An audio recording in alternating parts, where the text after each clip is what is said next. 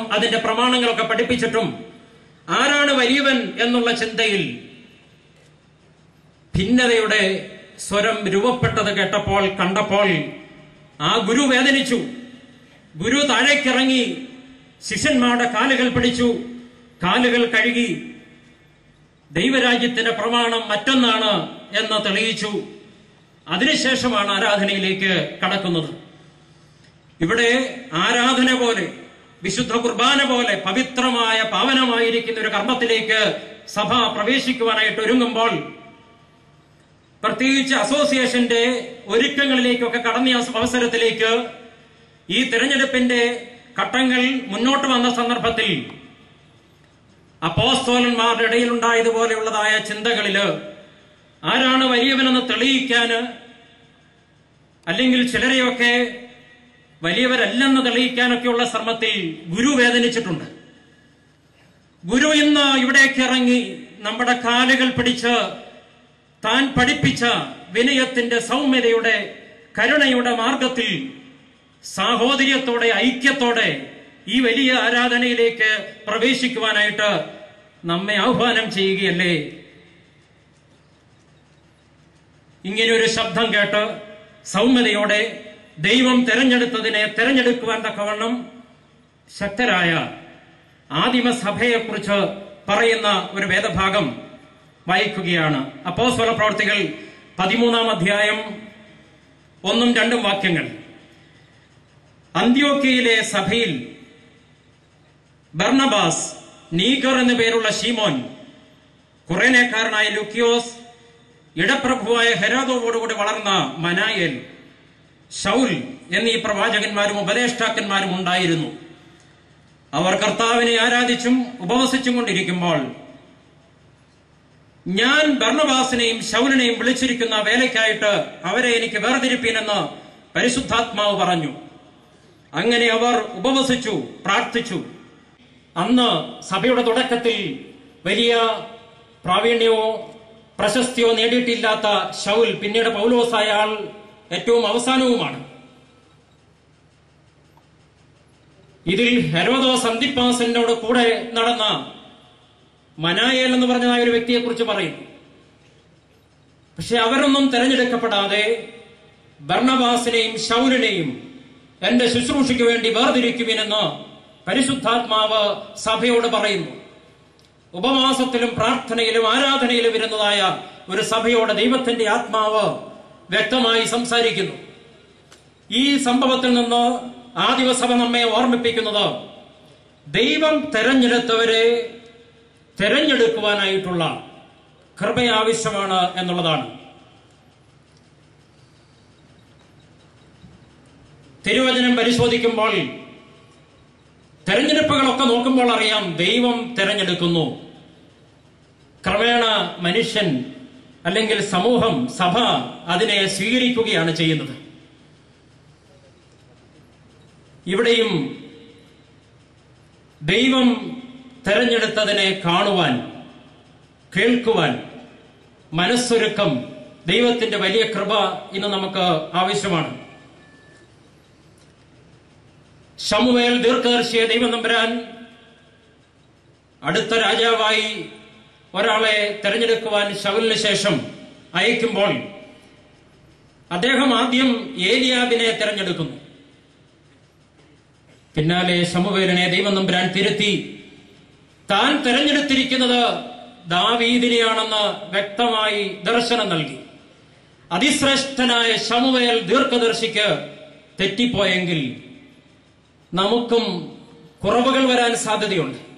പക്ഷെങ്കിൽ ശമൂവേലിന്റെ ശ്രേഷ്ഠത, ശമൂവേൽ പിന്നാലെ ദൈവത്തിന്റെ തിരുത്തലുകൾ കേട്ടപ്പോൾ അതിനെ സ്വീകരിക്കുവാനും പുറമെയുള്ള വിലയിരുത്തലുകളൊക്കെ മാറ്റിവെച്ചുകൊണ്ട് ദൈവം തെരഞ്ഞെടുത്തതിനെ തെരഞ്ഞെടുക്കുവാനായിട്ട് തീരുമാനിക്കാനായിട്ടും ഇടയായി എന്നുള്ളതാണ്.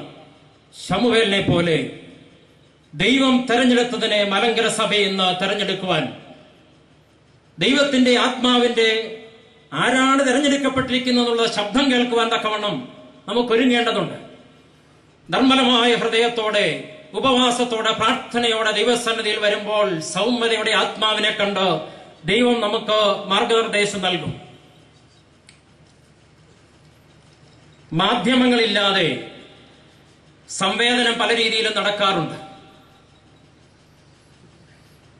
ദൂരദേശത്തേക്ക് പോയ യജമാനൻ ദൂരദേശത്തു നിന്ന് തിരിച്ചു വരാനായിട്ട് പെട്ടിയെടുക്കുന്ന സന്ദർഭത്തിൽ വീട്ടിലെ താൻ സ്നേഹിക്കുന്ന വളർത്തുമൃഗം വീടിന്റെ മുമ്പിൽ വന്ന് നോക്കിയിരിക്കുന്നതിന്റെ അനുഭവങ്ങൾ ധാരാളം പഠന വിഷയമായിട്ട് തെളിയിക്കപ്പെട്ടിട്ടുള്ള കാര്യങ്ങളാണ് പലയിടങ്ങളിലും. ആത്മാർത്ഥമായി സ്നേഹബന്ധത്തിലുള്ള വ്യക്തികൾ രാജ്യങ്ങൾക്കകലെയാണെങ്കിലും ഒരാൾക്ക് വരുന്നതായ വേദന മറ്റൊരാൾക്ക് അനുഭവിക്കേണ്ട സാഹചര്യങ്ങൾ വരും. മാധ്യമങ്ങളില്ലാതെ ദൈവത്തിന്റെ ആത്മാവിന്റെ സംവേദനം കേൾക്കണമെങ്കിൽ ദൈവത്തോട് സ്നേഹബന്ധം പുലർത്തി ആഴമായ അടുപ്പത്തിൽ വരുമ്പോൾ സാധ്യമാകും. കേവലം ഒരു മാജിക്കായിട്ട് മാത്രമല്ല ദൈവത്തിന്റെ ആത്മാവ് താൻ തെരഞ്ഞെടുത്തവരെ നമ്മെ അറിയിച്ചു തരുന്നത്. ദൈവത്തിന്റെ മനസ്സറിയുമ്പോൾ നിൻ തിരുമനസ്സിനെ ഞാൻ അറിഞ്ഞു, ഞാൻ അതിനെ ചെയ്യുവാനായി എന്ന് പാടുന്നത് പോലെ യേശുക്രിസ്തുവിൽ വെളിപ്പെട്ട, ഏവൻഗേലിയോനിൽ വെളിപ്പെട്ട ദൈവത്തിന്റെ മനസ്സറിഞ്ഞിട്ട് ആ മനസ്സിന് യോഗ്യരായ മനുഷ്യരാരാണെന്ന് തെരഞ്ഞെടുക്കുവാനായിട്ട്, അതിനെ കാണുവാനായിട്ട് ശ്രമിക്കുമ്പോൾ തീർച്ചയായും ദൈവം തെരഞ്ഞെടുത്തവരെ പെട്ടെന്ന് മനസ്സിലാക്കുവാനായിട്ട് നമുക്ക് സാധ്യമായിട്ട് തീരും. ഇന്ന് നോയമ്പിന്റെ ബുധനാഴ്ച പ്രഭാത നമസ്കാരത്തിൽ സെദറായിൽ ഈ സഭയുടെ പ്രധാന കേന്ദ്രങ്ങളിൽ പലയിടങ്ങളിലും പ്രാർത്ഥന ഉയർന്നതിൽ ഒരു ഭാഗം ഇങ്ങനെയായിരുന്നു: കർത്താവേ, ഞങ്ങളുടെ ദേഹങ്ങളെ നിർമ്മലമായും വിചാരങ്ങളെ സമാധാന ബലികളായും ചിന്തകളെ നിർമ്മല ധൂപങ്ങളായും നടപടികളെ ആന്തരികവും പരിമളമേറിയതുമായ സുഗന്ധവാസനയായും ഞങ്ങൾ നിനക്ക് സമർപ്പിക്കുന്നു.